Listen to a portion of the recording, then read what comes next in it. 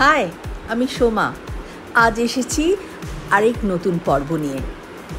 এখন আমরা সারিসালকা থেকে বেরিয়ে চলেছি নতুন এক গন্তব্যে। কোথায় বলুন তো? আমরা যাচ্ছি অল্টা। হ্যাঁ, ফিনল্যান্ড ছেড়ে আমরা চলেছি এবার নরওয়ের পথে।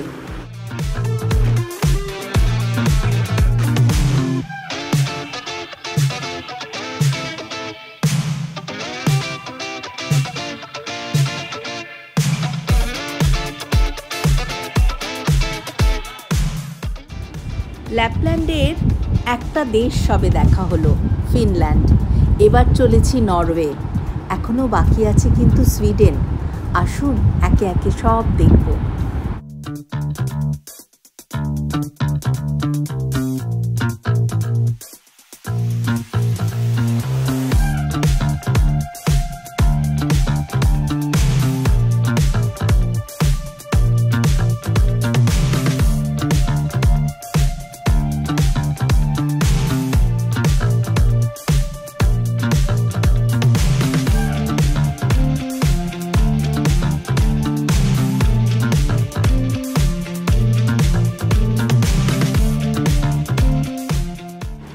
সারিসালকা থেকে অল্টা প্রায় 5 ঘন্টা 5.5 ঘন্টার রাস্তা, তাই অনেকখানি রাস্তা।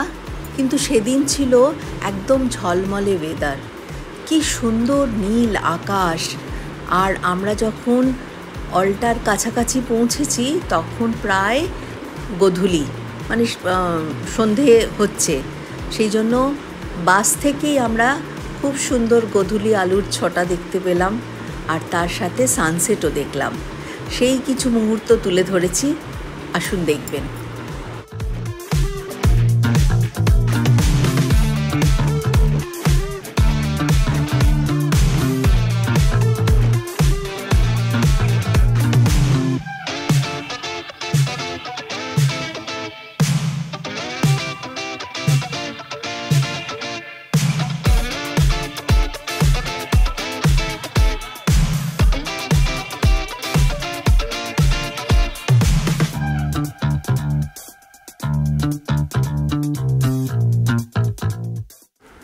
আইসল্যান্ড ল্যাপল্যান্ড ট্রিপে 70% আমরা কভার করেছি বাই রোড। এটার পেছনেও একটা যুক্তি আছে।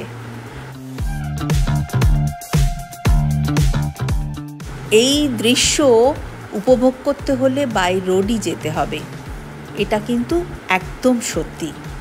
আকাশপথে গেলে আপনি কিন্তু এই দৃশ্য দেখতে পাবেন না, তাই বাই রোড যাওয়াটাই শ্রেয়।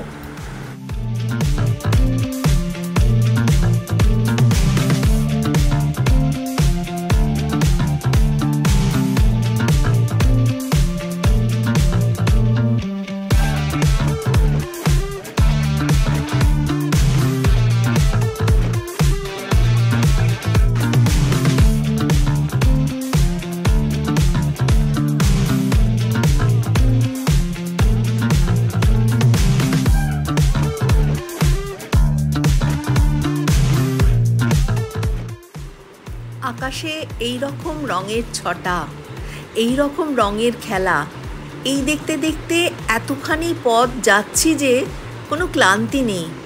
কি ভীষণ ভালো লাগছে যে কি বলবো।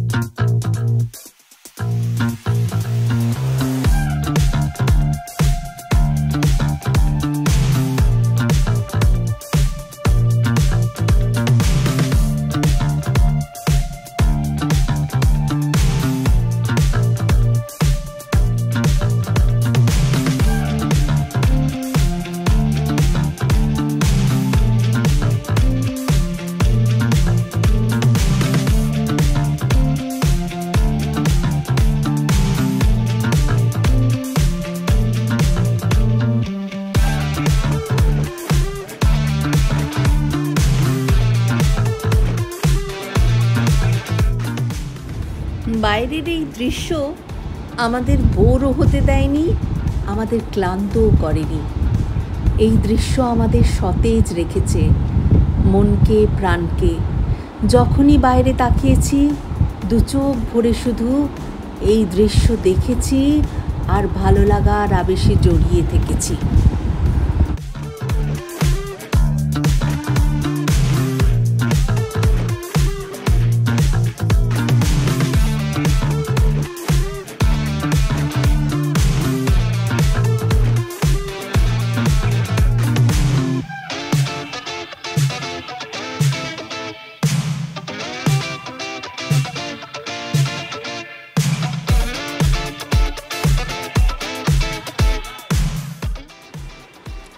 আস্তে আস্তে আধার নামলো, আমাদেরও গন্তব্যে পৌঁছানো হলো।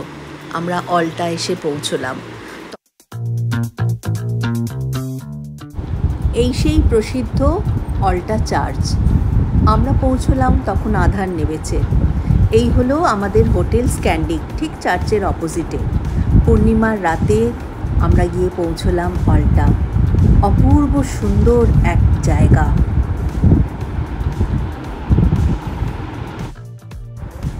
পরদিন আমরা যাব হচ্ছে হ্যামারফেস্ট, তাই খুব ভোর ভোর আমাদের বেরোতে হবে।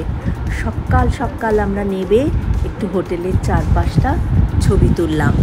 বাস ছাড়লো ঠিক তখন 7:30।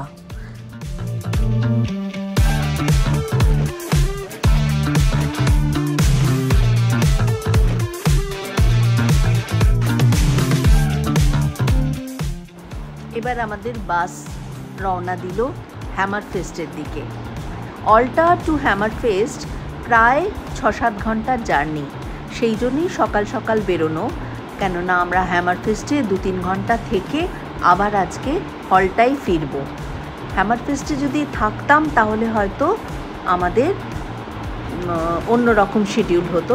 যেহেতু আমরা অলটা ফিরব সেহেতু আমাদের খুব সকাল সকাল বেরোনো, তাই আমরা চলেছি হ্যামারফেস্টের দিকে। এবার যে টাইমিং বলে দেওয়া হয় তার কিছু অদল বদল হয় রাস্তার পরিস্থিতির ওপর। রাস্তা খুব ভালো থাকলে তাড়াতাড়ি পৌঁছে যাওয়া যায়, আবার খুব তুষারপাত হলে রাস্তার অবস্থা খারাপ, তখন একটু ডিলে হয়। এই যা, কিন্তু আমরা মোটামুটি রাস্তা ভালোই পেলাম। আর ওই যে বলেছি ওখানকার ওয়েদার আনপ্রেডিক্টেবল, সেদিন ছিল -8।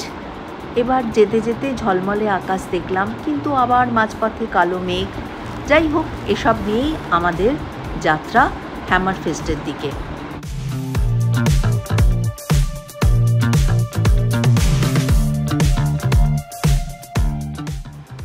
পথে যেতে যেতে কেবলসুন্দ বলে একটা জায়গা, সেখানে অদ্ভুত সুন্দর, মনে হচ্ছে যেন বরফের মরুভূমি। তাই ওইখানে অত সুন্দর দৃশ্য দেখে সবাই আমরা নেমে পড়লাম একটু ছবি তুলবো বলে। কি সুন্দর চারপাশটা দেখুন, মনে হচ্ছে বরফের মরুভূমি। চারিদিকে ছোট ছোট পাহাড়, গাছপালা খুব একটা নেই, কিন্তু এই সৌন্দর্যের কোনো তুলনা হয় না। তাই আমরা নেমে ওখানে একটু সবাই মিলে ফটোশ্যুট করলাম।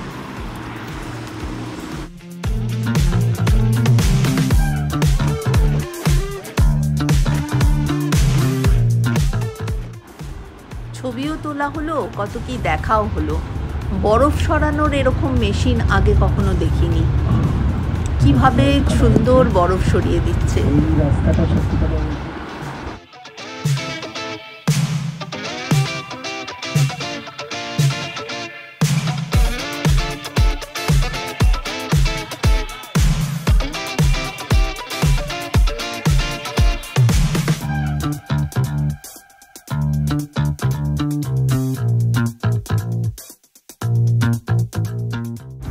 এখানে এসে আমাদের ট্যুর ম্যানেজার জানালো এই আমরা ফিনল্যান্ড থেকে নরওয়েতে ঢুকছি।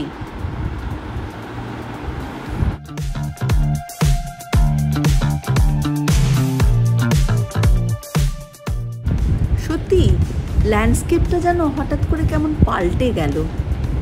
সত্যি ফিনল্যান্ড আর নরওয়ের এটাই বোধহয় তফাৎ।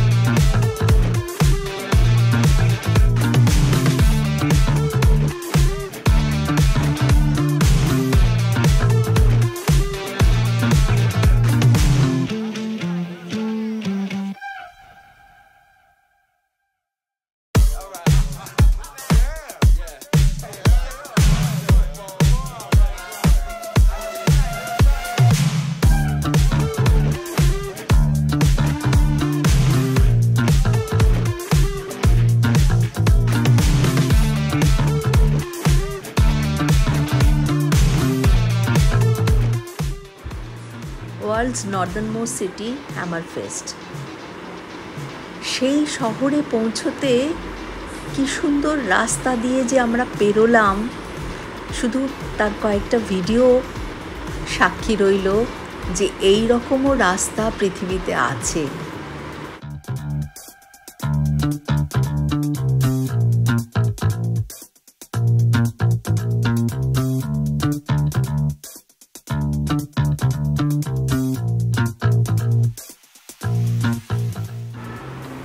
এই জার্নি কিন্তু অনেক অনেক দিন মনে থাকবে। এ কি ভোলার!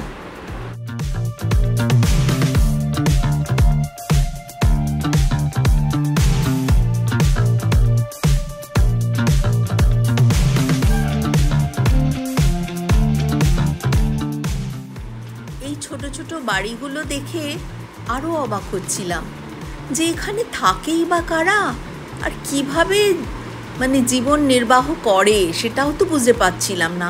আশপাশে তো কিছু নেই, শুধু এই প্রকৃতি দেখে আর এই প্রাকৃতিক সৌন্দর্য দেখেই কি দিন কাটায়। তবে ভারী সুন্দর, কদিন যদি থাকা যায় মন্দ কি।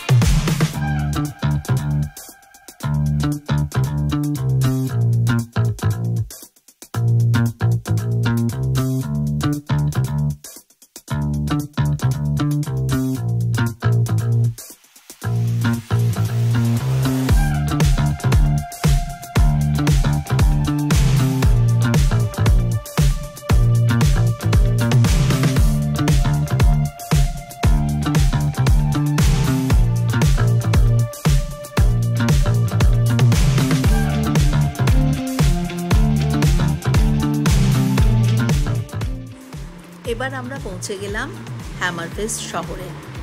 শহরের ভেতর দিয়ে যেতে যেতে আমাদের গাইড উঠে সমস্তটা ডেসক্রাইব করছিল। এখানে দেখুন চারিদিকে বরফ পড়ে আছে, কিন্তু আবার ফুটপাথগুলো কিন্তু একদম পরিষ্কার।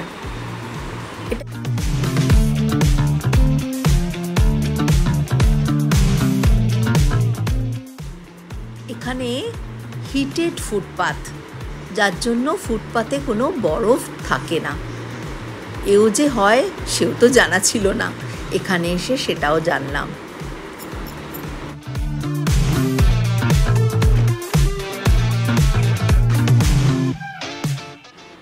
ছোট্ট শহর, কিন্তু আধুনিক সব রকম ব্যবস্থা আছে এখানে।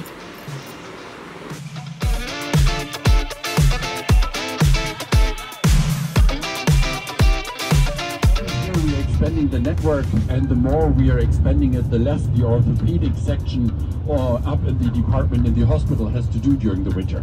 So for us it's really, really important not to have these.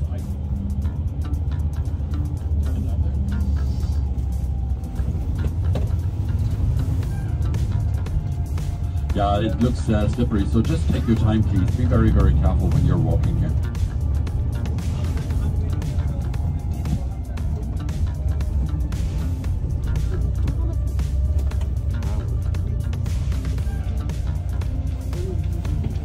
Column দেখাবে এই সিঁড়িগুলো উঠে উপরে খুব আস্তে উঠবে।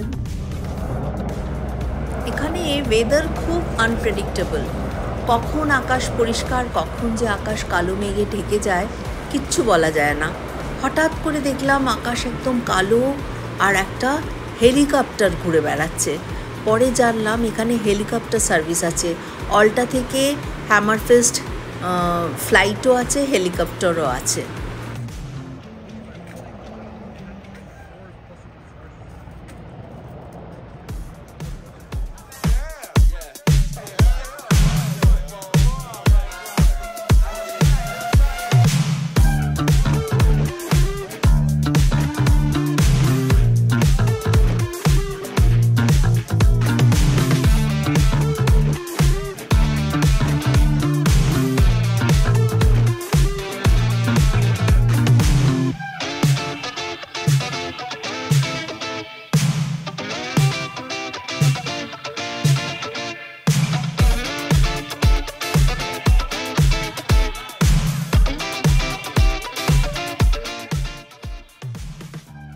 সেই বিখ্যাত স্ট্রুভ জিওডেটিক আর্ক।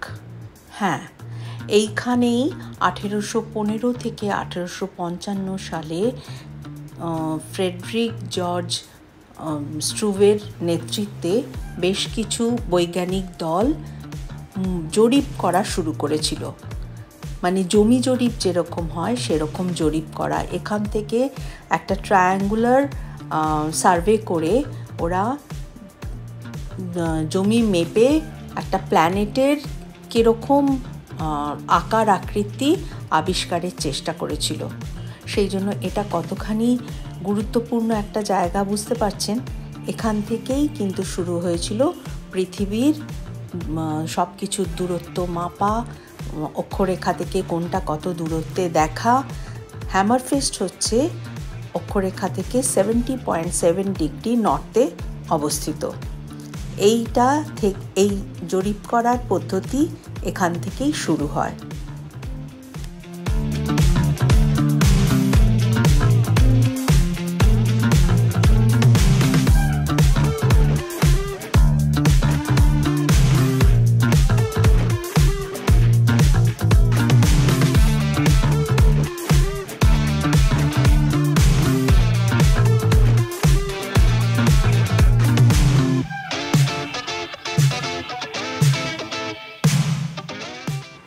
এবার আমরা এলাম পোলার বিয়ার সোসাইটিতে।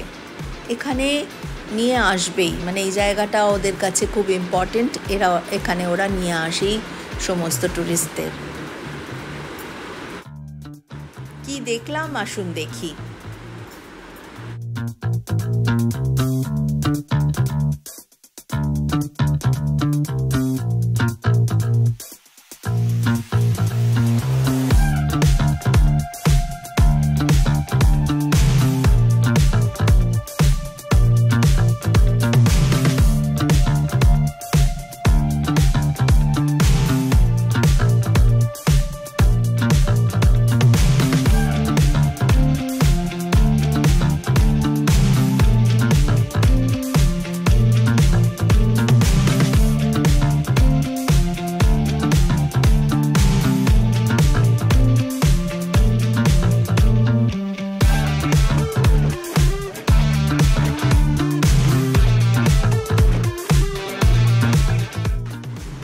এবার আমরা এলাম হ্যামারফেস্টের ভিউ পয়েন্টে।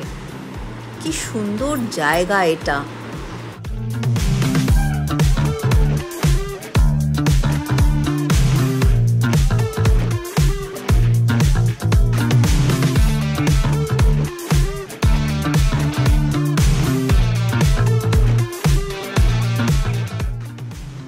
এখান থেকে খুব সুন্দর সানসেট দেখলাম।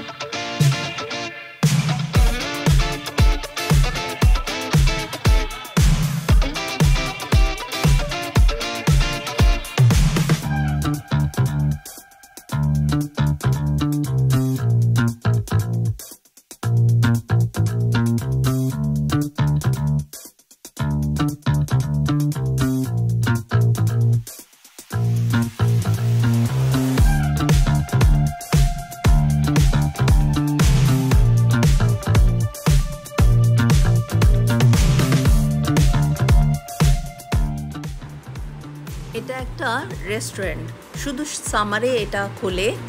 এটা ওদের আদিবাসী সামি সম্প্রদায় তাদের উদ্দেশ্যেই করা হয়েছে। তাদেরই সামি সম্প্রদায়ের খাবার দাবারই এই রেস্টুরেন্টটায় পাওয়া যায়। এই রেস্টুরেন্ট যেহেতু শুধু সামারে খোলে, তাই উইন্টারে বন্ধ ছিল। আমরাও তাই এই রেস্টুরেন্টে খেতেও পারলাম না, ঢুকতেও পারলাম না, শুধু বাইরে থেকেই দেখলাম। এই হ্যামারফেস থেকে খুব ভালো নর্দার্ন লাইটস দেখা যায়। এটা তো পড়েও এসছি, জেনেও এসছি, কিন্তু তার দেখা এখনো পর্যন্ত আমরা পাইনি। কিন্তু হঠাৎ করে হ্যামারফেস থেকে অলটা ফেরার পথে রাস্তায় আমরা তার দেখা পেলাম। সেই কেবলসুন বলে যে জায়গাটা, সেখানে আমরা তো তড়িঘড়ি বাস থেকে নেমে সবাই মিলে ছবি তুলতে শুরু করলাম। এ যেন সেই এক অদ্ভুত সুন্দর অভিজ্ঞতা। এ ঠিক বলে বোঝানো যাবে না। খালি চোখে যে খুব স্পষ্ট দেখা যায় তা না, কিন্তু ক্যামেরার লেন্সে চোখ রাখলে এ এক অদ্ভুত আকাশে রঙের খেলা। মানে এ না দেখলে বলে বোঝানো যাবে না।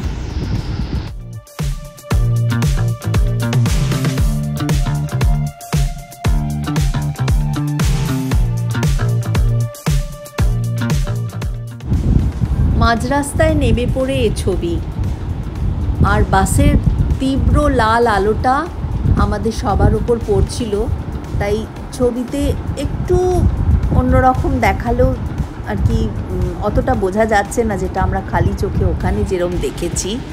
কিন্তু ওই ছবিতে সব আমাদের ওপর বাসের ওই লাল লাইটটা পড়েছে। কিন্তু যেগুলো শুধু আকাশের তোলা, সেগুলো দেখুন কি অপূর্ব, কি অপূর্ব।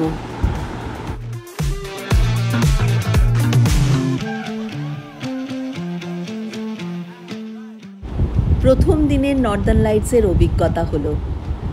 আজ এখানকার পর্ব এই নর্দার্ন লাইটসের অভিজ্ঞতা দিয়েই শেষ করছি। আবার আসবো পরের পর্বে। বাই।